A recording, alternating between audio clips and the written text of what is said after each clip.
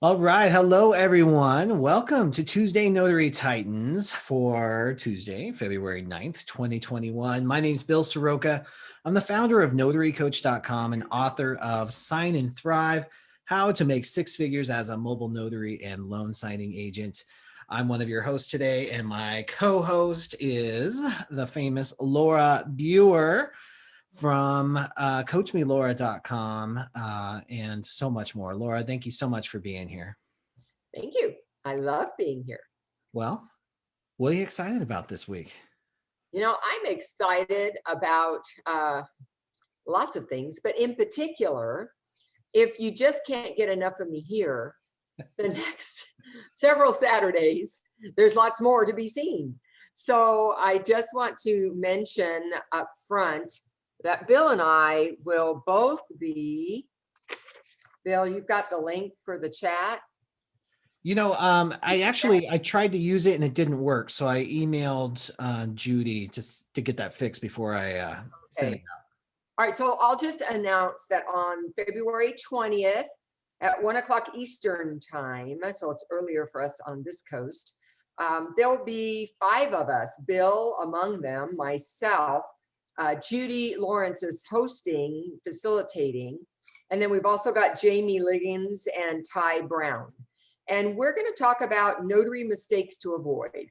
And so these would be the most common kinds of issues that happen accidentally by notaries that can really create issues for signers. So we're going to be talking about that. And that's on Saturday, February 20th at 1 p.m. Eastern time.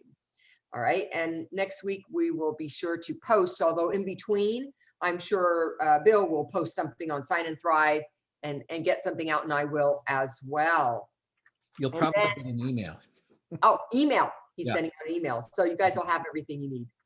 All right. The other thing is that next Saturday, the 13th at 12 o'clock Eastern time, so 9 o'clock my time, I will be with Ty Brown, interviewing with her about notary work, specialty work, and how that fits in or can fit into your portfolio of work or assignments that you handle, and how well that blends into a well-rounded notary business.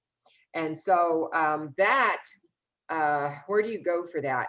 That's going to be free and live on her YouTube channel. And her YouTube channel, I believe, I'm looking at the flyer myself, and I'm trying to figure out where it says that. Ty, are you on? Because I think she was going to be on the call today. Ty? It's the Abnormal Notary. Ty Brown. And the Abnormal Notary is her handle, I think. So she's on Instagram and on YouTube. Yes. Just post that into the chat. You have to go there to catch us. So we'll be talking next Saturday there. All right. Wow. You were booked up like crazy, Laura. Booked up like crazy. Yeah. So those are 2 exciting things. One, I get to work with my favorite people, Bill and Judy. And now I'm going to get to work with some people I've just met, new friends that I'm making on Clubhouse. And I don't know if some of you are familiar with that yet, but you might want to check that out because there's a lot of notary stuff going on over there. And so you might want to check out Clubhouse. It's an audio only. So, hey, your house doesn't have to be clean. You don't have to be clean. Your hair doesn't have to be done. You don't have to be camera ready because it's all audio. So you might want to check that out. It's also all Apple. If you're an Android user, we're not even invited to play yet. So yeah, iPhone. So I'm good. I'm thinking about getting one just to be on Clubhouse. I don't want to miss the boat. And Phil, if you'd unmute yourself, you got something you think you got going on today at 4:30 on Clubhouse? Yes, we are looking forward to it. I kind of am, I'm not the most social media savvy human being on the planet. Laura and I can both attest to that, but I'm learning, and I'll tell you, Bill, you might want to get an iPhone. Clubhouse is really, well, it's been extremely beneficial for lots of folks to learn about how to build their business, how to not make mistakes, a lot of great information. But at 4:30 today, if you can get on Clubhouse or find someone who can invite you, because it's an invite only platform right now. They're still only in the beta stage. They're not even whatever that means. Again, thanks for laughing. I appreciate it, but it's so true. But the point is they're only in the beta stage. But for those of you who want to get some great information, meet some really like-minded people, Clubhouse. And today at 4:30, I will be California time. 4:30 California time. Thank you. 4:30 California time, 7:30 East Coast time, Arizona time, that would be 5:30. But come to Clubhouse. And I see some people asking for invites. I'll see what I can do or find out how that all works. Because again, you're talking to a not exactly the most tech savvy human being, but we'll make it work. But again, that's at 4:30. The room says everyone's welcome. Please tell us about your business. So look forward to seeing you all there. Awesome. Thanks, Phil. Appreciate Thank you, that. Bill. Okay, so I don't know, Bill, we got anything else going on? Because No, I got a well, lot going on. yeah, there's all kinds of stuff going on. Well, I see hands already popping up. So let's jump in and answer some. Okay, let's do that. All right, guys, you know, Tuesday Notary Titans, it's just like an old-fashioned call-in radio show. You get to ask questions about the notary business, the loan signing business, anything you've got. Laura and I are here for you. Plus, you can connect in the chat. You'll be able to save the chat at the end of your session too, so you can save all that good information there as well. So definitely connect with each other. Let's always remember, this is a loving, supportive community. We're here to help and raise each other up. To ask a question, best way to do it is to raise your hand using the Zoom technology. If you don't know how to do that, there's a couple different ways depending on the version of Zoom that you have. There's a little reactions button. If you hover over my face or over the screen, that might say raise your hand. It might have a button there. You might have to click participants. Then you might have to select your name. Then you might have to select more. There's all kinds of different ways you can find it. If you need any help, please utilize the chat to find somebody who can walk you through it. We've got an amazing group of notaries with us today. Let's jump in. We got Beth from Orange County, California. Beth, you want to unmute and tell us how we can help? Hi, thank you so much. My question is, can you clarify, please, the difference on the, I know the closing disclosure and know the settlement statement, but is it in every single loan? Is it different? You know, is the closing disclosure only on the purchase and the sell and not on the HELOC and the refi? You know, when do you see them both in the signings? Do you see them one or the other? Like, what is the difference? Please, if that's an okay question to ask. That's a totally okay question to ask. Laura, do you have a more succinct way of describing it? I don't, although I will say you're going to see that Alta statement or settlement statement on purchases. That's where I'm going to see it. And the closing disclosure you're going to see on purchases. You're going to see that on refis. You're going to see that on reverse. The Alta, I don't know what else is on. Bill, do you know what else is on purchases? Is where I know for sure I'm going to see it. So it depends, and that, like so many answers in this industry. So over here for me in Arizona, I see it on refinances and purchases. I see the old HUD-1 settlement statement on reverse mortgages. On closing disclosures, you're going to see it on refinances and purchases. I'm trying to think. I've actually seen it on some second mortgages, even a HELOC, but it doesn't fit right. So the numbers never look right too, but sometimes they include it, sometimes they don't. In our line though, it's helpful to know what's expected, but it's also not our job to say this should be in here. It either is or it isn't. As you get a little bit of experience, you might say, this is a refi. I know the CD is really important and they haven't included a single one. Maybe I'll just mention it to them. It's not going to stop you from doing the signing. It's not going to do anything. You're going to continue as normal. You're just going to try to be proactive and be a hero in the relationship. Does that help, Beth? Yes. And Bill, do you ever see both Yeah. when you're going to look, so it's not one or the other, it's typically both or not always both? So great question. Let me tell you kind of the origin of how this started. Back before October of 2015, we had a settlement statement, then we had a truth in lending document, and then we had that other one that goes with them. And then they changed the law and they tried to make things better. So they eliminated, they're like, oh, we don't need a settlement statement. We're going to combine all these documents into the closing disclosure. And then they tried that for a few months. In fact, I think it was just a few weeks. And then the escrow officers I worked with said, this is crap. It's not working the way they wanted it to. So they just said, we're including a settlement statement anyway. So you will oftentimes see both the closing disclosure and the settlement statement.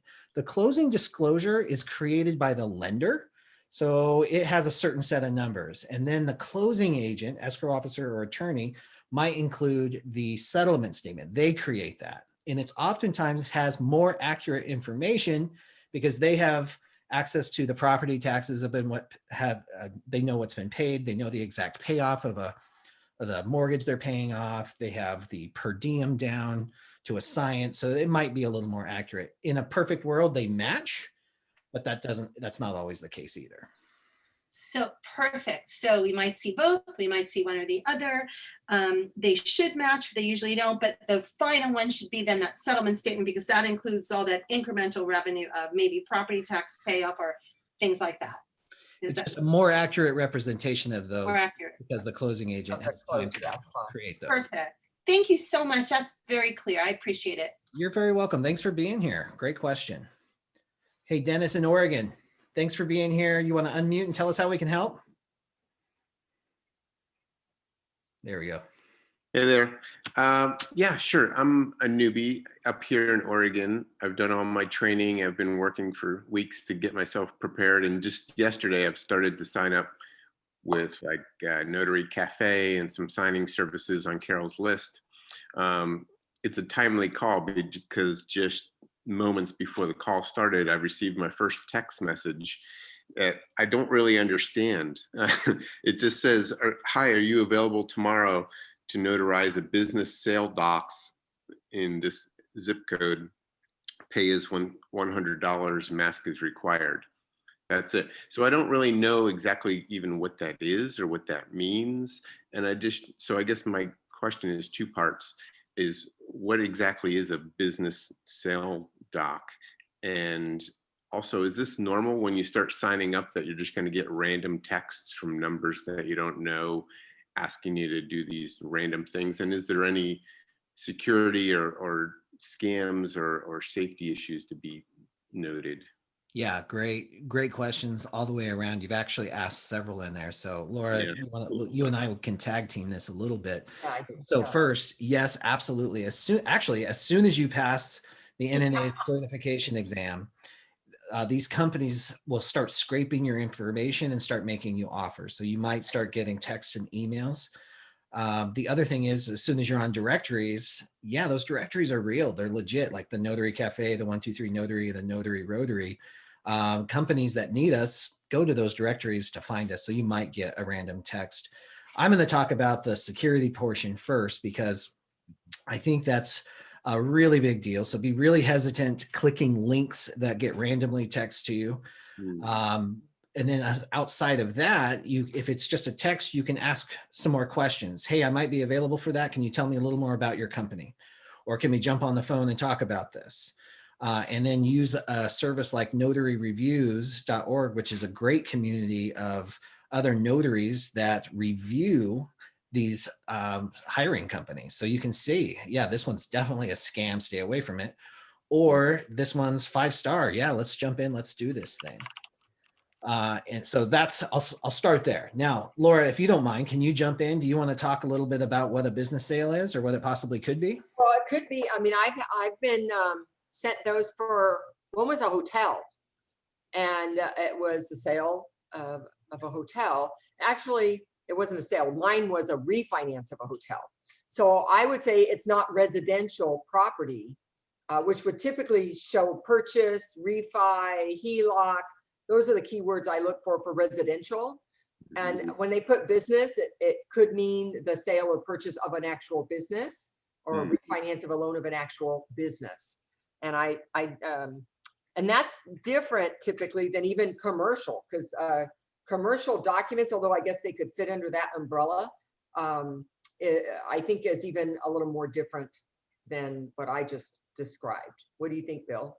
Yeah, I think when I hear somebody say business sale, to me, that's either an attorney who just assumes everybody knows what he's talking about, or it's maybe an individual owner That could be, that is saying, "Hey, I just need a notary because I'm selling my business," that kind of thing. It doesn't sound commercial, but it absolutely could be. Mm. But it's those transactions are legit. I just don't know if that company or that individual is legit. That's going to take a little bit of due diligence. right. Gotcha. And Dennis, I have a question for you. Mhm. Do you have a method yet to vet whether it's an email or a call or a text, the companies that you might accept jobs from? Do you have a tool that you're using to vet them? No, I'm basically just using Carol's list and going through Carol's list. But Okay. these random people that contact me, I don't have a process to vet them. And so Carol's list is pretty good. It does take a lot of work to keep things up to date. I also recommend notaryreviews.org, Carrie's website, because that's updated every 30 days. It's signing companies and title companies and other companies that have been utilized by signing agents like myself and others who give comments and ratings about them. So for instance, if I'm picked up by a title company I haven't really done work with before, I might take the appointment and then I go over there and I check them out to see if she has hundreds and hundreds of them. And I look to see if they're there and what their rating is. Because if I see they're a 1-star and there's a payment issue, I'm going to call them back and say, you have a bad reputation for not paying your notaries. So I'm going to cancel out on this job. And I do tell them why, because, how can they fix it? Those schedulers, they probably don't even know what's happening, because that's probably happening in the accounting end. So I just encourage you, Carol's list is a great starting place. And then also Carrie's website, notaryreviews.org, is another great place to check on what's going on with these companies to make sure they're still doing well, because their ratings will change. If they stop making payments or they start taking 120 days, their stars are going to start reducing. And you're going to see that kind of information. Gotcha. Excellent. That's all I wanted to add. And then for your first one too, Dennis, if I, just from a coach perspective, I would go for the win on your first one. I think it's really important, number one, to give yourself at least 24 hours and pick a signing that you have been trained on and you understand, because the confidence you get from that, when you realize, I've been trained correctly, I know I can do this, will serve you a lot more than taking some weird random one that you're rushed to get to, or you've never seen before and you don't understand. It's going to make you cower from taking the next one. And instead, I want you to be excited to take the next one. So don't be afraid to say no either. Right. No, that makes sense, because I've never applied my stamp to anything, and I don't even know what this is. So it feels a little bit awkward. So yeah. Awesome. Exciting problem to have. Yeah. And then and this is even not necessarily just for you, but for others too. If there's others that are in the same boat as Dennis, get some practice documents, practice these signings, like all the way through, like ring your own doorbell, sit down with a spouse, a partner, a wife, a husband, a cat, a dog, a mirror, just something, and sit at the table and go through this, practice your script, because it's really awkward to walk into a stranger's house and find a place to sit down. Go through that process, use the script. And my word of warning is, if you find a friend that does this for you, don't get that one friend that wants to stump you with hard questions and just jam this up. We all have them. All you want is somebody, give them a glass of wine, sit down, shut up, and let me practice my script and pretend to sign some paper. Do that a few times. The more times you do it, the more it will serve you.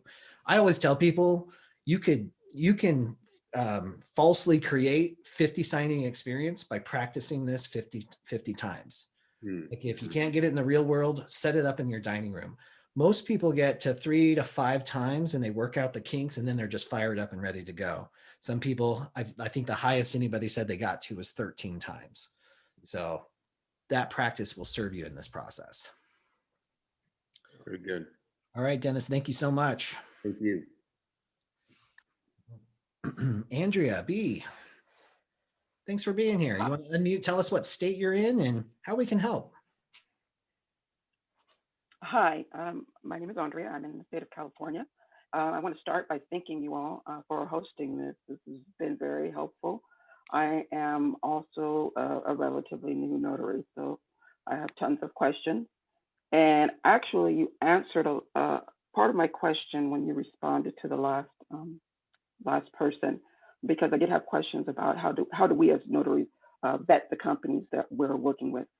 I've accepted a number of signings through SnapDocs, and then it kind of occurred to me, well, wait a minute, they have information on me with regards to my background and my insurance and all of that, but I don't really have any information about these companies that are sending me these notices.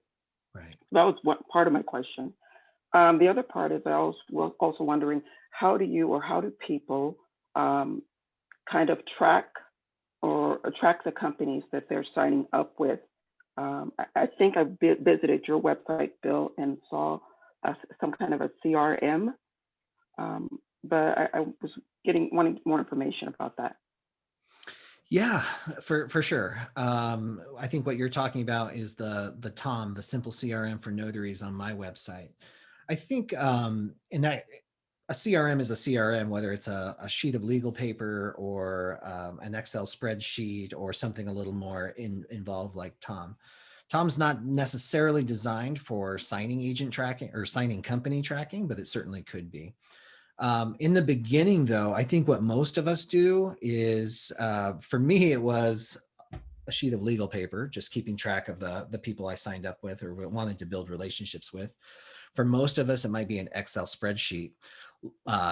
Laura, what did you do to manage your signing or hiring companies? Who you worked with? What do you use? Or did you use bookkeeping software? Well, actually, although Notary Assist isn't meant for that, I use my Notary Assist because there's a place you can put notes, you can put different things about that. So as I added customers for me, signing companies, title companies, and I put them in there, attorneys, I would make notes about them there in Notary Assist. And if you're using that and you don't realize you've got that on the background there, you can put dates and all kinds of information about that customer in Notary Assist. So I really love that, even though that's not really what it's meant for, it works for me. Yeah. Well, and how convenient would that be if you're working with that signing company, their information is already in there. So if you had to invoice them and all that, it's all right there.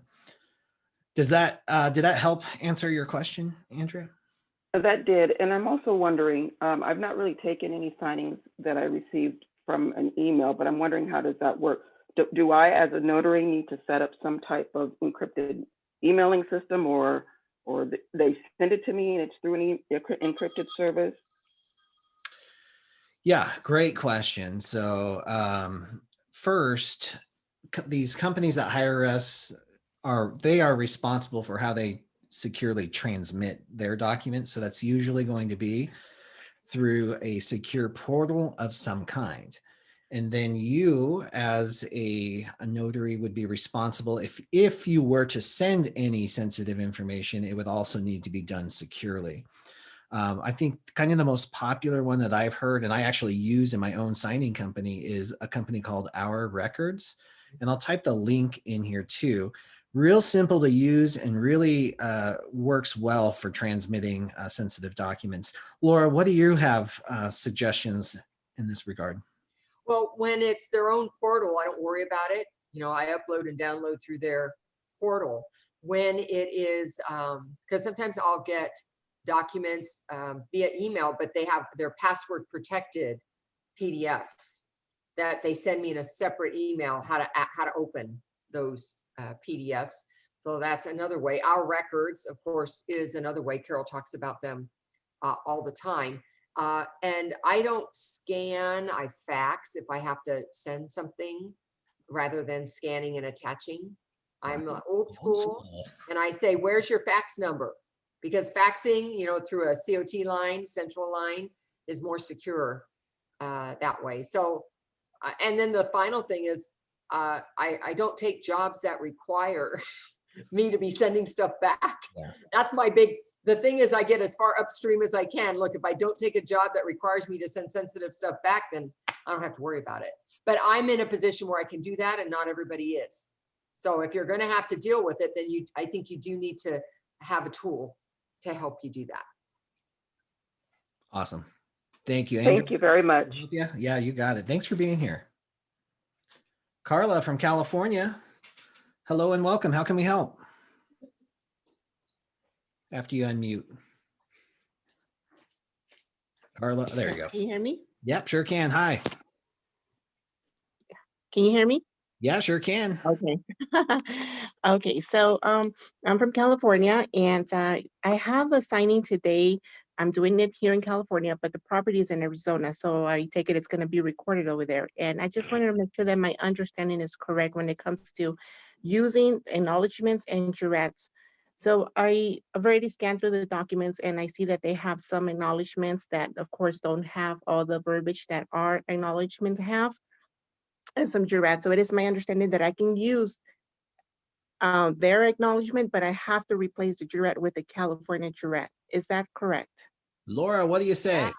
You are right, Carla. So I may use an acknowledgement for any other state, no matter what it looks like, as long as the property's for that state, because it's going to go back to that state. But the jurat is never acceptable to replace California. I must have all the elements. So you either got to fix it or replace it so that it meets California standards. Okay, all right, sounds good. And thank you for that. And then one other thing. So yesterday I did a signing, and this was for California. No, Sheba, no. Stay there. Oh, hold on, we got a little interruption. All right, we're good. Okay, so it was a signing, and it included a package, a couple of the forms. From my experience of other signings, this one was the bar's affidavit and identity. That was the title of the form. On other packages, I've noticed that those include some type of certificate, but this one didn't. And because it didn't, I didn't attach one. So I'm not sure if that's going to come back to me, or if that was, that's the way it was submitted, then I left it that way. Didn't include anything else, and it should be okay. What do you think? Yeah, Laura, you want to take that one too? Well, in a loan signing, our job is to collect signatures unless we see notary wording that alerts us it needs to be notarized. So if you scrutinize the document and could not find instructions within the document to tell you to add an acknowledgement or a jurat, and there was no pre-printed wording, I would not notarize it. I would move on. And that's how it is. Sometimes I have found a version of a form that I usually notarize, and then this one just doesn't have it. It's not my job to guess which documents need to be notarized. They need to tell me. Now, if you're uncomfortable with just letting it go like that because you really feel maybe it's just missing a page, maybe it was on page 2 and it didn't print, reach out to your hiring company and tell them, hey, I've got this document, my experience is I think it might be notarized. Can you verify there's no notarization on this form? You don't look stupid to check. You look smart, because what you're saying is I have experience, and my experience says I better not just, move on. I better check it out. So I think you need to make that decision based on, how you're handling the document, and that you're pretty confident there's nothing there for you to do. And there you go. Yeah, very good answer. Thank you so much for that. You're welcome. That's it for me. Thank you. Okay, awesome, Carla. And I just want to kind of tag team on that too. So first, any lender, anybody can create any type of document they want. So sometimes they'll title it the same. So it could be different from lender to state to closing agent. Then on top of that too, because Laura, I love the way Laura framed the question. It frames the question like an expert. And this is a real important lesson for everybody. You can use this in forums. You can use this if you're calling a hiring company or a loan officer, but how you frame these questions will help determine the outcome of the answer, the quality of your answer, and what they think of you by asking it. Because what we get a lot of times is just, what do I do here? What do you want me to do on this document? Then you sound like an amateur that doesn't know what they're doing. And even if that might be the case, there's ways that you can frame the question to get a different reaction. You might say, just like Laura said, I have some experience. I have clients that like things done like this. I have some that like things done like this. How would you like it done? Or in my experience in the past, there's always been a notarization attached to this, and I don't see one here. Is it missing, or would you like me to add one? Something like that. How you frame it makes a huge impact on the relationships that you could potentially build here. And you can see it even in forums. You can see some escrow officers, if you ask the wrong question the wrong way, they'll bite your head off. But if you frame it differently, then you come off looking like an expert on that. Yeah, I agree. Thank you so much for that. You're welcome. Thanks, Carla. Bye. Renee C. from Texas, thanks for being here. You want to unmute and tell us how we can help?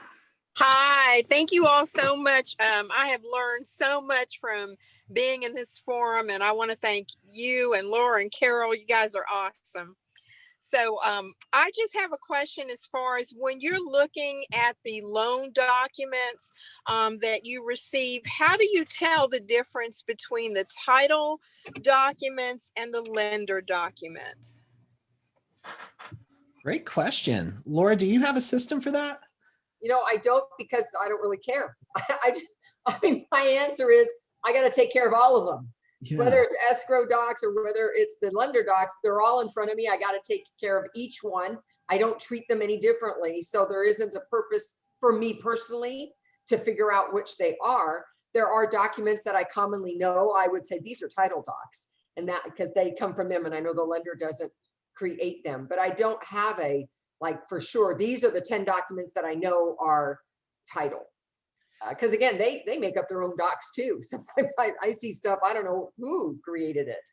That's a really good point. I'm trying to think, other than I just happen to know what the title documents are. Renee, is there a reason that are you being asked to separate them or asked to know the difference? No, I have seen some that have had instruction sheets from. I think we lost you, Renee. You froze up there. All right, Renee, you're freezing up on this. I'm going to mute you out. Maybe we can come back to you. Kim Flanagan, great to see you on here again today. What's happening? Hello, I love you guys.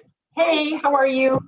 I think this one's going to be for Laura. It's a California, and it's for specialty notary work.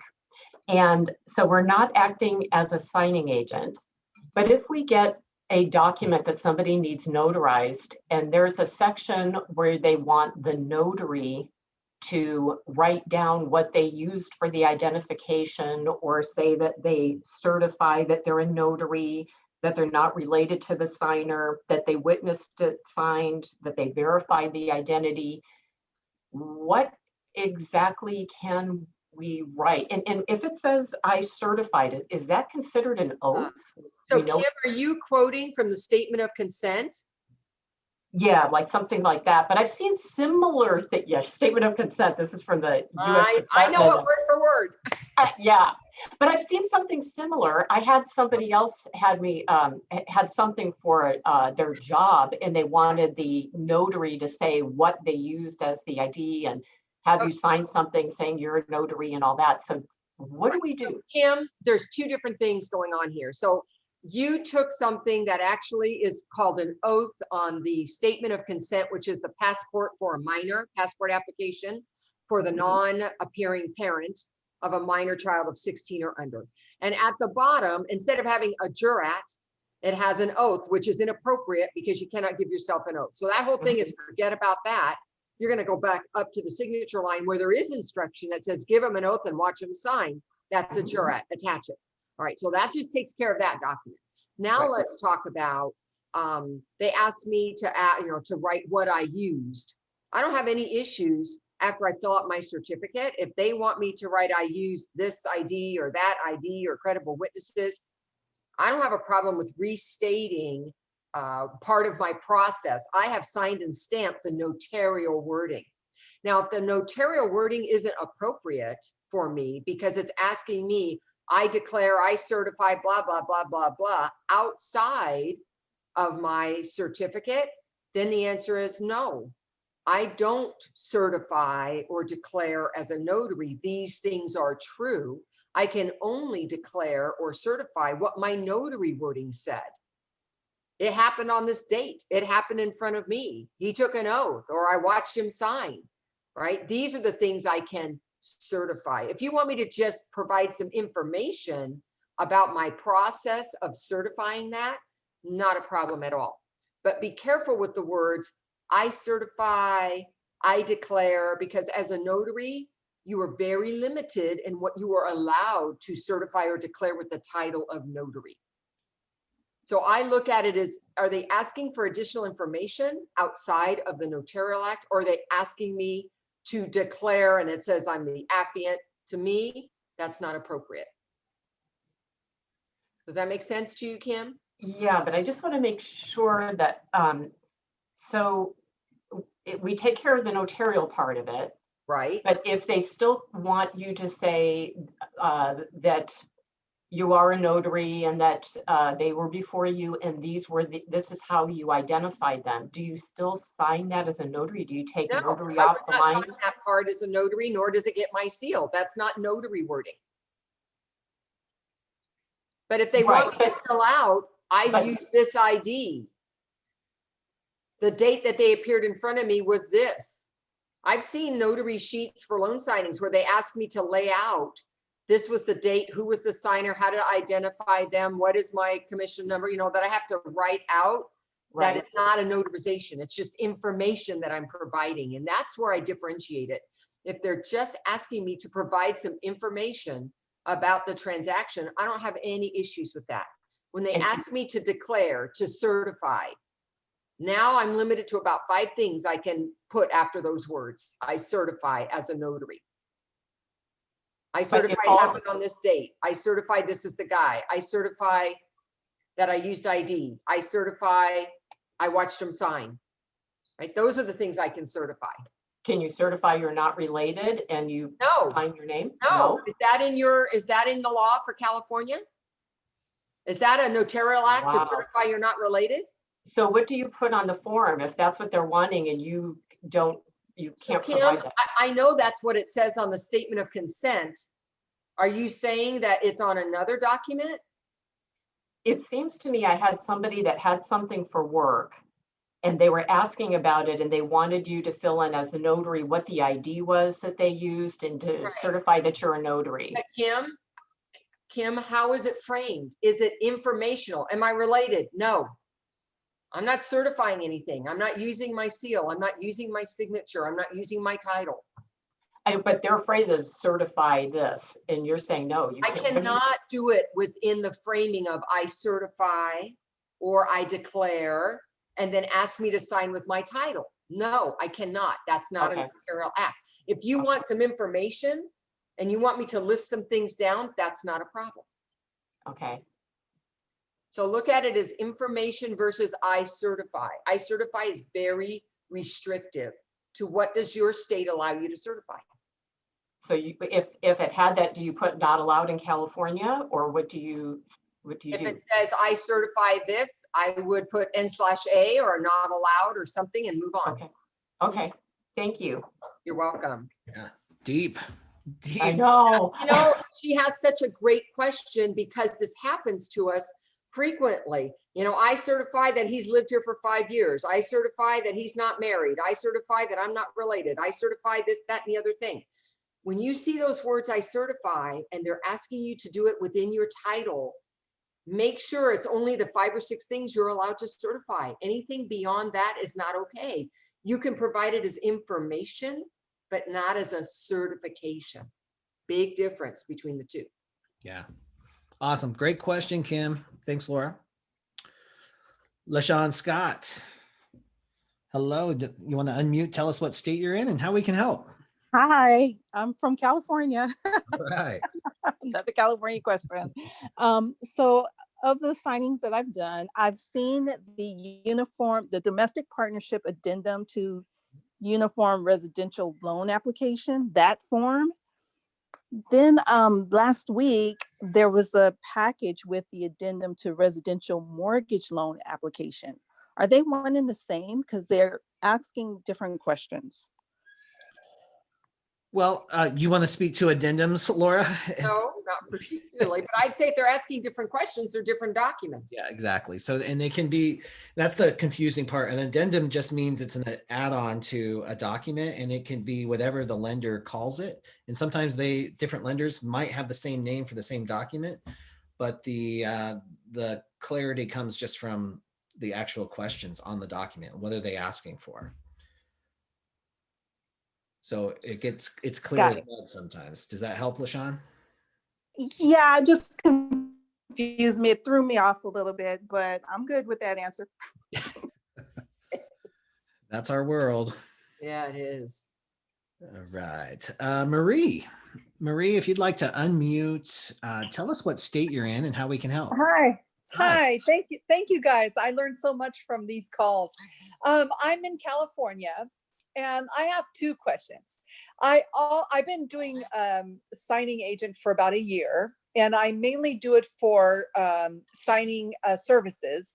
I haven't had time to go to direct because I do it part-time. I'm still in a W-2 corporate environment, you know. So I need to make that transition to do this full-time, but I haven't been able to do that.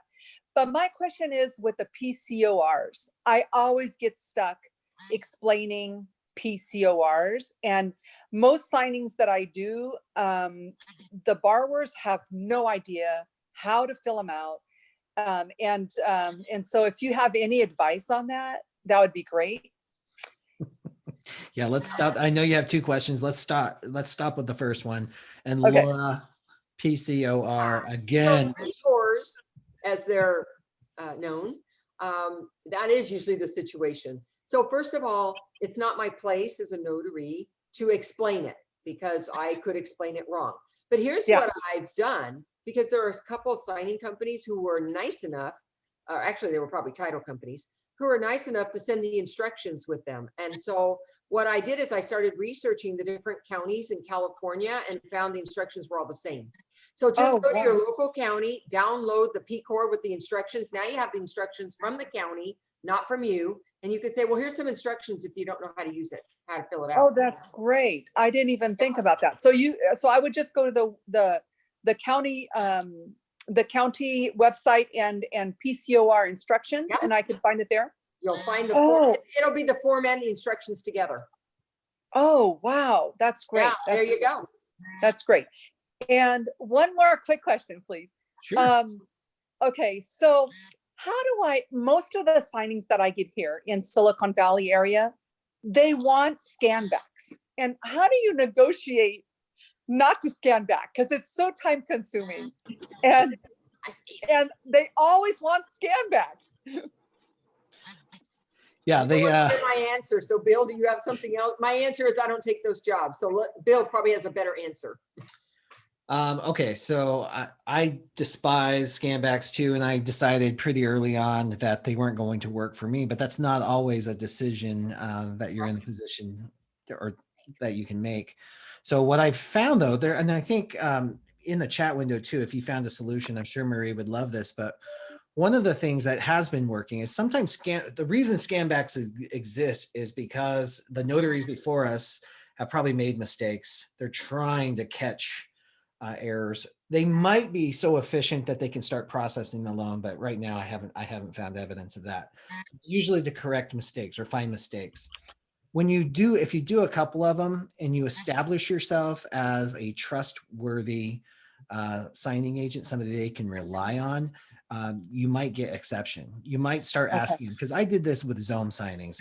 I got so frustrated with them. I just said, finally, I said, look, do you want the scanbacks or do you want me to make UPS cutoff on time? Oh, that's a good one. Yeah. They're like, yes, I want you to make UPS cutoff. So I would start dropping it, but I had a reputation, they knew they could. It wasn't going to be a complete cluster when they got it. So you might be able to start out with scanbacks and try to emerge out. It might work with some companies. It might not with others. Yeah. I noticed that Coast to Coast always wants them back and a few others. Yeah. And I've seen the Coast to Coast is actually one of those companies I've heard exceptions for. Once you have a relationship with them, once they know they can count on you, you might be able to get out of that. Oh, good, good. I'll try that. Thank you All right. so much. You're welcome. Thank Thank you. you. Thanks for being. Bill, before Yes. we go to another question, Yeah. there's been so much activity about the Clubhouse announcement. Phil, if you're still on the call, I think he had some instruction. Phil, are you there? I'll give you a second to unmute if you're still there. He texted me. He got some information. Okay. I see Ty is on, and I asked for her early in the call. There she Ty, are you there? Here. Okay. Hopefully it's can be Can you hear clear. me? Yeah, now I've got you. So Ty. Okay, yeah, I'm driving. Yeah, I'm driving. I'm sorry. So I announced our conversation coming up, and I wanted to be clear for people to know how to access that. Yeah. So I plan to do like a live a landing page dedicated to you, Laura, so people can understand who you are if they don't know who you are, which would be very surprising. And then from there, there will be a registration link so people can Okay. subscribe. But everything will be on my YouTube channel. So if they're not subscribed to my YouTube channel, they would need to do that. Okay, that's how you get to it. Yeah. And then the Clubhouse is all about the room. So if people need an invite, I have 2 more invites for Clubhouse that I can send out to somebody. But typically the Clubhouse, once it starts, it should ping people. That's how it normally works. If you're following Phil. Cool. Okay. All right, that's all I wanted to clarify. Thanks, Bill. And thanks, Ty. You got it. And then Ty and Laura, if you keep me posted on what that landing page is and the registration link, I'll be happy to send that out as well. I will send it on the little the email thread that we have going. Great. Sounds good. Thank you. Okay, cool. Pamela, the needed notary, if you'd like to unmute, tell us what state you're in and how we can help. Yes, hello. I'm in Texas. Thank you for allowing me to ask my question. Sure. I got an inquiry from someone that found me online for notary for an I-9 form, and I wasn't sure about that process for Texas as my first one. And then also when I asked to take a look at the documentation, it had a separate form from the, I guess, the employer. And basically it was saying that, I did check either A or B for their identification. But the thing that I was uneasy about was that they were saying that if I sign the paperwork where it says notary agent in parentheses, that I was signing as their employee and not as myself, an independent notary. So it's authorized signing agent. I'm sorry, Bill, to jump right in. No, go right ahead. Usually the signature that you're talking about is authorized representative. Mm-hmm. That's usually what I see.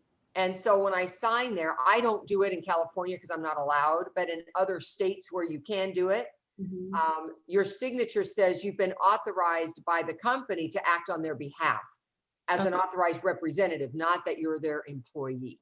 Okay, yes, that is what it says, Miss Laura. I'm looking at it. No problem.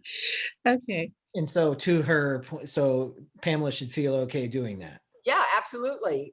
Because you're not notarizing it. You're just acting on behalf of the company by looking at those IDs and acting as their representative. It doesn't mean you're a W-2 status.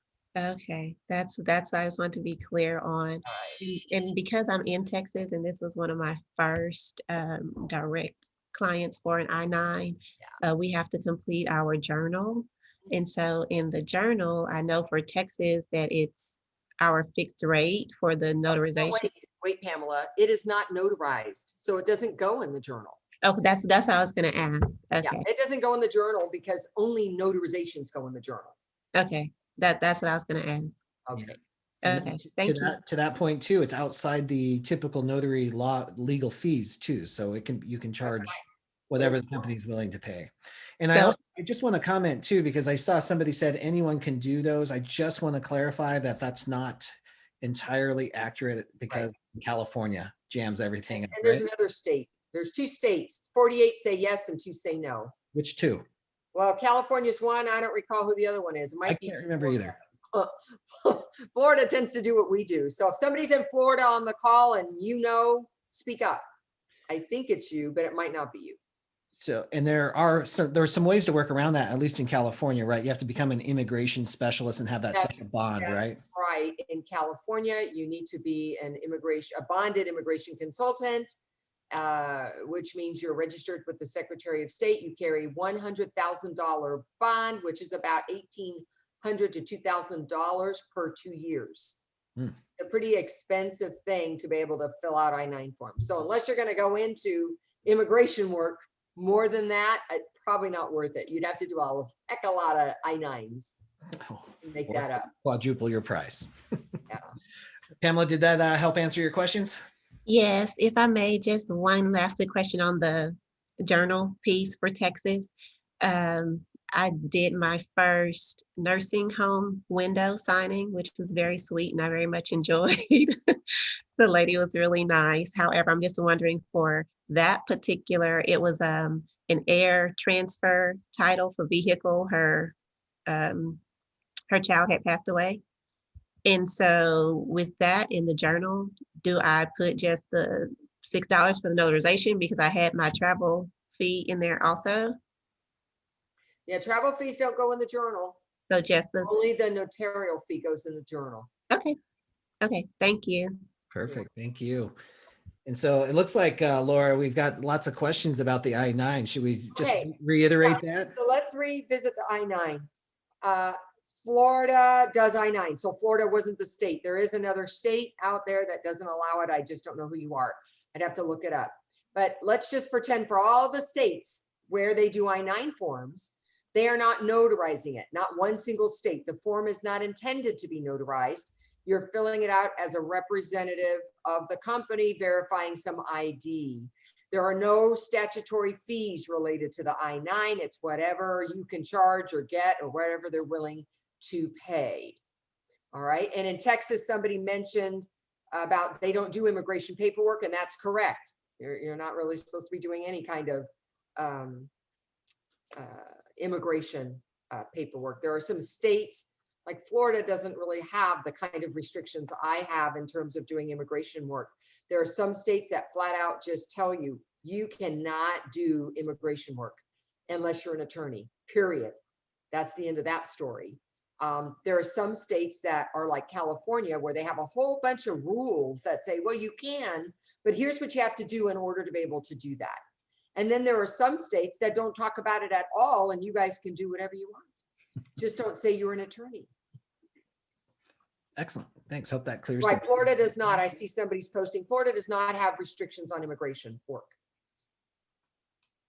All right. So does that clear up some of those questions? I think so. Yeah. Okay. And there's some they're just great conversation happened about Texas. All right. We're going to move on here. Okay. Let's move on. I see a skill builder about I-9s coming up, Laura. All right, Karis, great to see you on here. Would you like to unmute? Tell everybody what state you're in and how we can help. Yes, hi. Thank you for taking my question. Can you hear me? Certainly, sure can. Great. I'm in Arizona and just starting out.